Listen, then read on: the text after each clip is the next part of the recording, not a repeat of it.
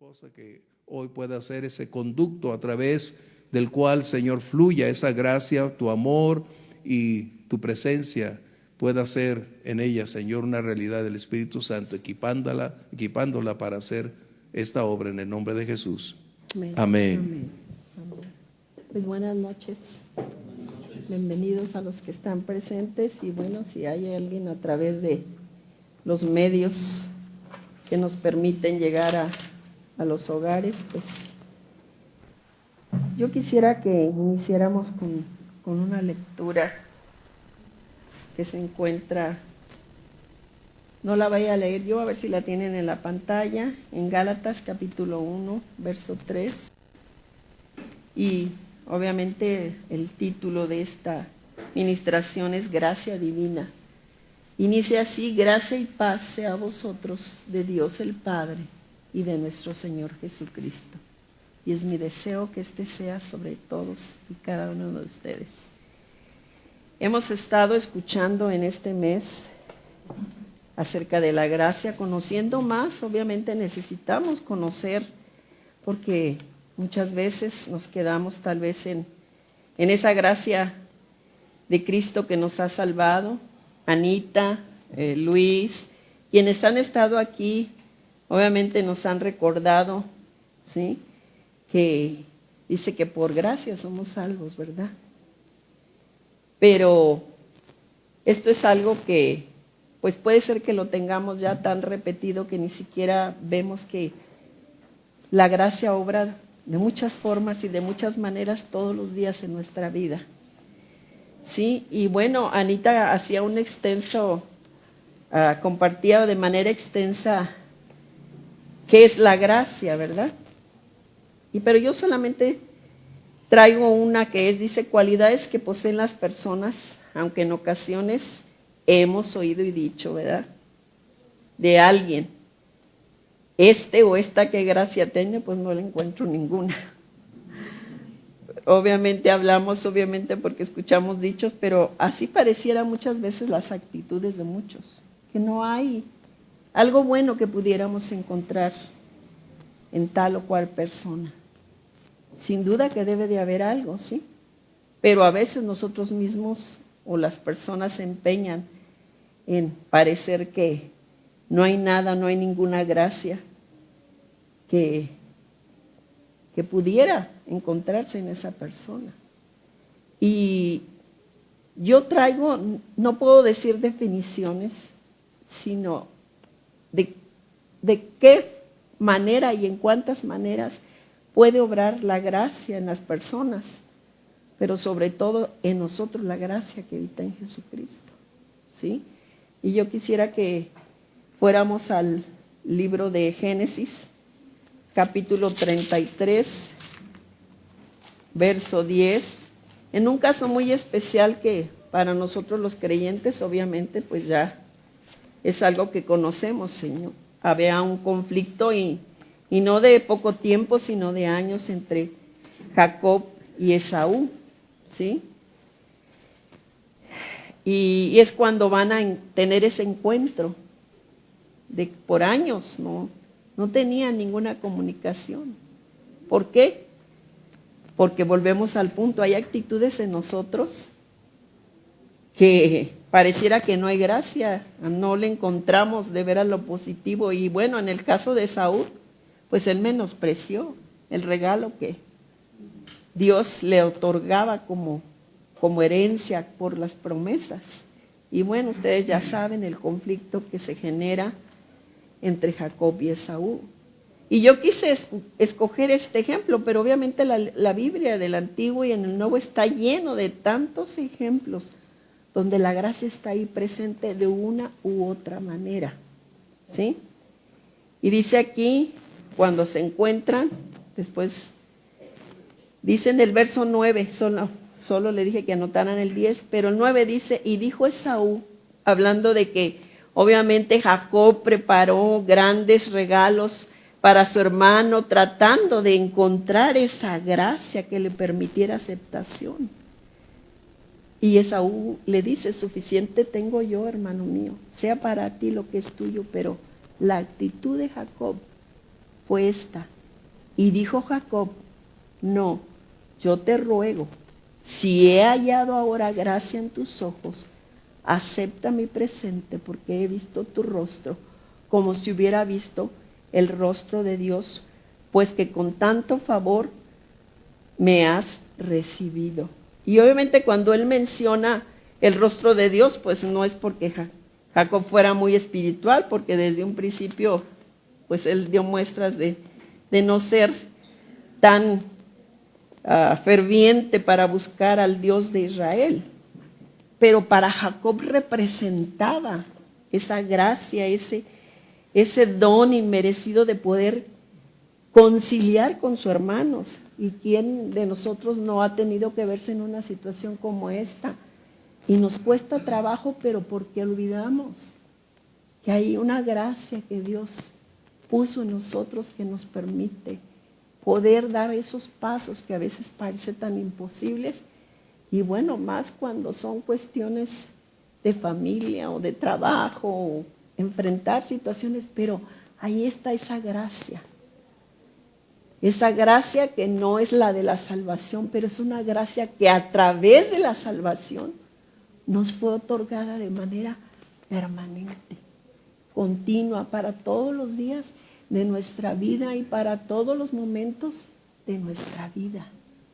Entonces, este es un ejemplo, pero ustedes tal vez han encontrado, hay muchos más, pero a mí me llamó por tantos años. Aquí podemos ver que tantos años, y la bendición de Dios por promesa estaba en uno y en otro, porque Él así lo prometió. ¿Sí? Entonces podemos darnos cuenta que la gracia es algo permanente en nosotros. No solamente es que por gracia recibimos la salvación. Hay mucho más. Y hay el todo en todo nuestro día. Él nos acompaña, Él está siempre ahí. Pero yo quise que meditáramos en este caso tan específico como lo puede haber. Yo leía y encontraba, o sea, ahí está esa gracia continua. Pero fíjese, qué privilegio para nosotros. Porque nosotros ahora tenemos al dador de esa gracia que está dispuesto a estar con nosotros. No solamente la gracia ya está con nosotros, sino tenemos al Espíritu Santo que si tenemos esa comunión, Él nos va a decir en qué momento, de qué manera, cómo, y va a preparar aún los corazones para esos momentos, para esas situaciones. Su gracia ahí va a estar de continuo en nuestra vida. Jacob no contaba con el Espíritu Santo, no contaba con toda la riqueza que nosotros tenemos ya de enseñanza a través de su palabra. Ellos solo contaban con lo que era la ley. Y aún ahí todavía no llegaba ni siquiera a la ley, déjeme decirle. Pero la ley del Señor que ellos conocían a través de las promesas dadas. Desde el inicio de la creación Dios tenía un propósito para su creación, pero fue rota por causa del pecado. Y a partir de ahí Él estuvo preparando un plan precioso para que nosotros pudiéramos obtener esa gracia inmerecida. Ahora le voy a decir, cuando la gracia no va con ese respaldo divino. En el libro de Proverbios, en el capítulo 31, algo para nosotros bien conocido de las damas, en el último, uno de los últimos versos, en el penúltimo, dice: engañosa es la gracia y vana la hermosura. Y cuando dice vana, significa pasajera, o sea, aparentemente pareciera que es algo de veras que va a impactar, pero aquí dice: engañosa es la gracia y vana la hermosura. ¿Por qué? Porque si no hay temor de Dios, no hay ese respaldo, no hay esa dirección a través de su espíritu, porque está tan envanecida la persona que poco le importa lo que Dios le pudiera dar. Podemos ver, o sea, que la gracia no, sin Cristo, muchas veces no sirve para mucho, simplemente para ego de la propia persona, de creerse que puede, que tiene, de tener en última instancia a Dios porque está apoyándose en su propia prudencia. Entonces la gracia no solamente es la salvación, la gracia es algo permanente, constante en la vida del creyente. Y aún en el mundo muchos tienen gracia y de acuerdo a sus actitudes es como van a ser aceptados o van a recibir de quedito esa expresión, pero pues si que yo no le veo ninguna gracia, como diciendo no le veo ninguna cualidad, no le veo nada, o sea, pero cuando tenemos a nuestro Dios y queremos agradar a nuestro Dios, esa gracia continua, bajo la supervisión, la dirección y la comunión del Espíritu, va a abrir las puertas aún ante reyes, aún ante reyes. ¿Por qué? Por su gracia, por su amor, por su cuidado, por su fidelidad, porque Él es fiel, Él es verdadero. El punto aquí es, tendremos esa comunión de tal manera que nosotros podamos hacer buen uso de esa gracia en el tiempo y en el momento, o podamos entender y decir, Señor, gracias, porque tu gracia me sostuvo, porque tu gracia ha estado conmigo, pero si no hay esa intimidad, si no hay esa comunicación, si no hay esa relación, muy poco va a ser productivo aunque nosotros hayamos recibido por gracia la salvación. No vamos a poder ser exitosos, no vamos a tener paz, no vamos a tener contentamiento porque no hemos entendido el valor tan grande de esa gracia inmerecida en la cruz del Calvario. Dios es precioso, Dios es maravilloso. Y otro ejemplo está en el libro de Hechos, en el capítulo 14. Vuelvo a reiterarles, o sea, hay tanto que aprender acerca de la gracia que de verdad, o sea, creo que ni toda nuestra vida podremos de verdad retener, conocer o captar esa gracia inmerecida. En el capítulo 14, en el verso 26, dice de la siguiente manera. Fue cuando Bernabé y Pablo salen de Antioquía con un propósito, dice, y de ahí navegaron a Antioquía, desde donde habían sido encomendados a la gracia de Dios para la obra que habían cumplido. Ya iban de regreso. Y en el capítulo 13:1, aquí inicia, dice, 13:2, perdón, y ministrando estos al Señor y ayunando, dijo el Espíritu Santo, apártenme a Bernabé y a Saulo para la obra que les he llamado. Y aquí vemos, ya iban de regreso en el capítulo 14. Ya habían cumplido. ¿Por qué? Por la gracia que Dios, por la misericordia de Dios para todos aquellos que de alguna manera dispusieron su corazón en esta travesía de Pablo y Bernabé. Ahí está esa gracia. Gracia, obviamente, cuando hay un llamado, un propósito, ¿sí? Aunque recuerden que tenemos una gran encomienda a todos, ir y predicar el Evangelio. Pero en casos específicos, como la de Pablo y Bernabé en este caso, ahí está esa gracia. Entonces nos damos cuenta, hermanos, o sea, la gracia abarca más allá que simplemente ser salvos por ella. Es para nuestra vida diaria, es para que echemos mano de todo eso que fue derramado en el amor de Jesucristo. Yo quisiera ahora hablarles de lo que ha sido la gracia en mí esta semana. Sí.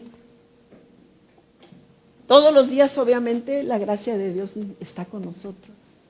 Pero para mí esta semana fue algo difícil. Me enfrenté una vez más, por segunda vez, a través de la vida de Lisa, lo efímero que es todo, lo pasajero que es todo y que en un instante. Y bueno, aunque luego vienen y por qué esto y por qué el otro, le digo a mi esposo, finalmente, ahí estaba el plan de Dios. Porque el sábado, en la noche, en la tarde me habla para decir, mamá, si me siento y eso, bueno. La dejé más o menos tranquila, pero obviamente pues, respirando muy agitada. Al rato me habla Luis, que si mejor se viene, que se quería venir a dormir conmigo. Le dije, sí, está bien. Preparé el cuarto. Y luego me dice Luis, no, que si puedes venir porque no puede caminar, o sea, no puede respirar. Pues fui y esa noche me quedé ahí con ella y obviamente pues orando y pidiéndole a Dios toda la noche, yo golpeándole la espalda porque pues eso hace que se desprendan. Ella obviamente en su temor, porque esa es la verdad, en su temor de no querer parar el hospital otra vez. Y entre mamá, pégame, mamá, cántame, mamá, ora, así pasamos toda la noche.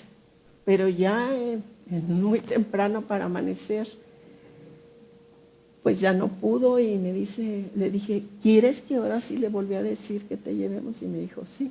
Obviamente, pues, dentro de ese temor que ella tenía, finalmente ya no podía. Le hablé a mi esposo, eran ya casi las 7 de la mañana, le hablé a mi esposo y le dije, ¿sabes qué? Hay que llevarla. ¿Por qué les digo que la mano de Dios estuvo ahí? Algunos que conocieron al hijo de Juanita y de Jesús, el doctor, pues yo nunca, o sea, mi esposo le comparte Navidad, le comparte los Face Café, nos invitó a su boda, pero obviamente él nos está congregando. Y entonces le hablé a Raquel y le dije, o sea, hija, tienes el teléfono de Jesús, etcétera, ya me lo pasó. Le marqué, Jesús no me contestó ni el mensaje ni la llamada. Finalmente le volvió a hablar a Raquel y él le llamó Efrén le llamó a Jesús e inmediatamente Jesús se comunicó y me dice, discúlpeme, no recibí el mensaje, no me llegó la llamada, pero aquí estoy. Ya entonces yo empecé a decirle el estado de Lisa. Si hubiéramos llevado a mi hija, lo hubiéramos llevado a la Cruz Verde, porque la vez pasada la llevamos a la Cruz Verde. Pero me dice Jesús, no la lleve a la Cruz Verde porque no va a alcanzar a llegar. Yo le aconsejo que la lleve al hospital que quede más cerca. Porque les digo que ahí está esa gracia aún dentro de que ella el temor y llorando, Señor, ¿qué hago? O sea, ¿cómo la mano de Dios y su gracia? No hubiera hablado con Jesús, no hubiera llegado a la Cruz Verde, etcétera. La subimos, yo la sentí mejor en cuanto que la vez pasada mi esposo, o sea, prácticamente la llevaba arrastrando, esta vez sí pudo caminar, pero ya cuando estábamos en la camioneta antes de llegar al hospital, unas cuadras antes de llegar se desmayó. Y yo pues soy sincera, sí me asusté. Y pues obviamente mi esposo entre que llegamos, no llegamos.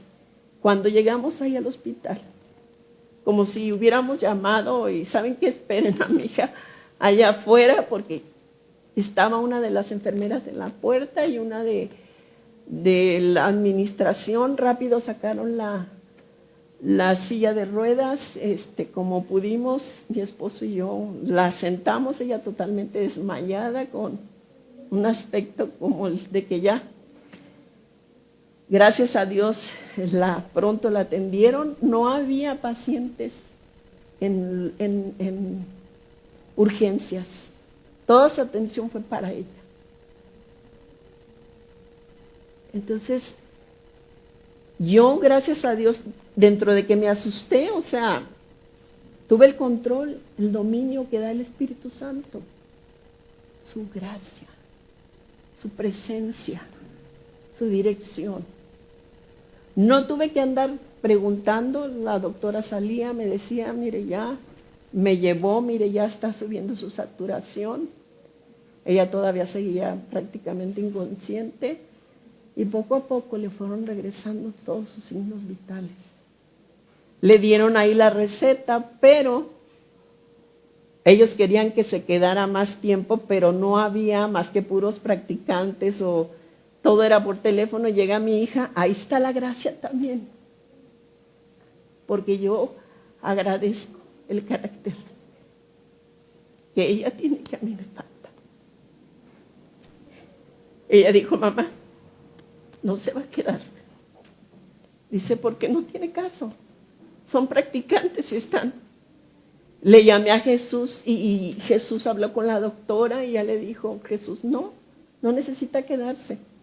Obvio, pues ellos quieren porque entre más horas pasan, es más el incremento de la cuenta. Pues ya mi hija les dice, no, le volvieron, ya iba de salida y se le bajó la saturación y dijeron, no, tenemos que ponerle. Le pusieron y él ya dijo, pues sí, en cuanto termine este medicamento, yo firmo la alta voluntaria. Puede ser que muchas veces dice uno, ay, efectivamente mi hija no necesitaba quedarse ahí, pero tal vez yo no hubiera tenido el carácter para tomar una decisión como esa. Jesús dijo, sí, no es necesario que se quede. Él estuvo al pendiente y otro día él la visitó. ¿Qué es eso? Es la gracia de nuestro Señor guiándonos en cada paso, en cada decisión. Aunque nosotros no tengamos todo el conocimiento, la sabiduría no esté ahí, si nosotros clamamos. Su gracia, mis nietos pudieron asistir tranquilos, confiados, sirviendo a Dios por su gracia. Su gracia, son todavía un adolescente, un casi niño, y sin embargo ellos estuvieron confiados en que su mamá estaba en las manos de Dios. Eso es la gracia. No solamente es esa salvación que recibimos por gracia, es la continuidad de esa gracia sobre nosotros los creyentes. Pero tenemos que ser valientes. Jacob tuvo que tomar fuerzas y todo lo que se tardó para poder tomar esa decisión, pero él sabía que tenía que hacer lo que para Dios era grato, lo que él debería acoplarse a ese plan precioso. Y podemos ver en cada uno de los que de alguna manera están aquí inspirados en esta escritura por Dios para nuestro provecho, para nuestro crecimiento, para que nos atrevamos, para que seamos valientes, para que determinemos. ¿Por qué? Simplemente porque ya tenemos un conocimiento de lo que Dios le agrada. Ya tenemos un conocimiento de lo que Él demandaría en tal o cual situación. Y si no, doblemos nuestras rodillas, hablemos con Él. Y Él nos va a ir mostrando y nos va a ir dando esa gracia en las demás personas, en los corazones.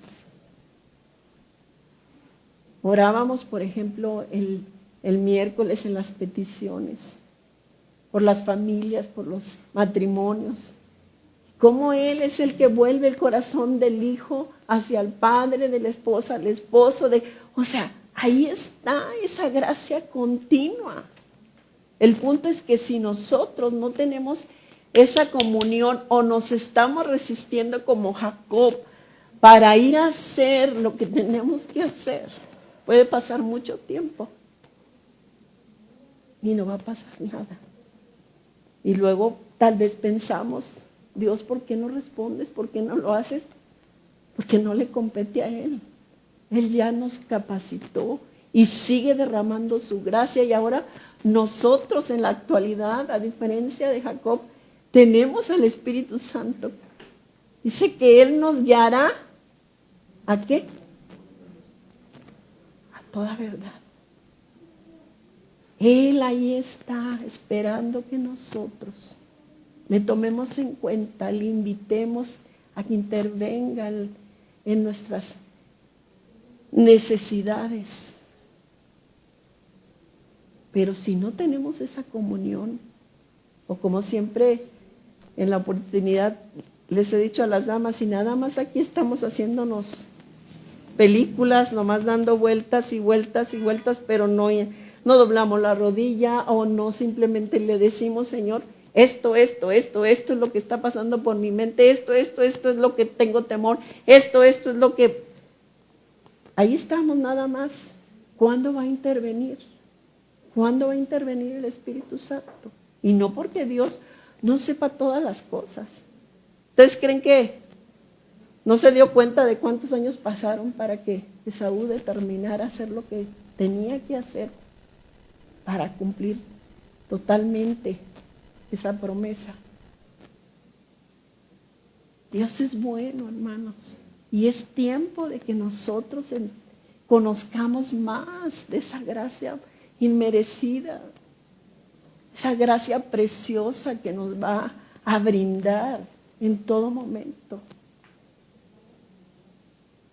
Dice su palabra, porque si Dios no escatimó a su propio Hijo, ¿cómo no nos dará también todas las cosas? Y obviamente, pues, como ya el pastor, ahora sí que, pues nos dijo, esto es lo que antes era, le digo, antes era más fácil porque así lloraba, no sé ustedes, y decía, Señor, pues, ¿qué tienes para la iglesia? ¿Qué tienes? Pero ya un tema, dice uno, ¿y qué tal si no lo hago bien? Y estuve todo este tiempo orando. Hey, vaya que me llegaran de sorpresa cómo me llegó la enseñanza de verdad. Pero le doy gracias a Dios. Y mis lágrimas, hermanos, son de gozo de poder conocer cada día esa gracia inmerecida que mi Señor nos da. Y que para Él no hay límites, para nosotros sí. Pero si no le creemos, si no nos acercamos, si no le buscamos, si no tenemos esa comunión, ¿cómo podemos esperar que nos lleve a la victoria? Y ahora déjeme hablarle, uno piensa o uno siente que cuando todo sale bien, esa es la victoria. Hay algo que me hizo pensar y escudriñar en intimidad con Dios.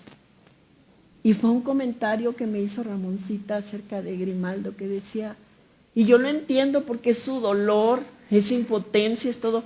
¿Por qué Dios no sana a estas personas en el asilo? Y eso quedó en mi corazón, y entonces yo empecé a preguntarle al Señor, enséñame, o sea, tenemos que tener una respuesta de tu respaldo que pueda darles a las personas esa fe y esa confianza. Y el Señor me enseñó y me dijo, por ese dolor, por esa enfermedad, por ese problema, es que Jesucristo vino.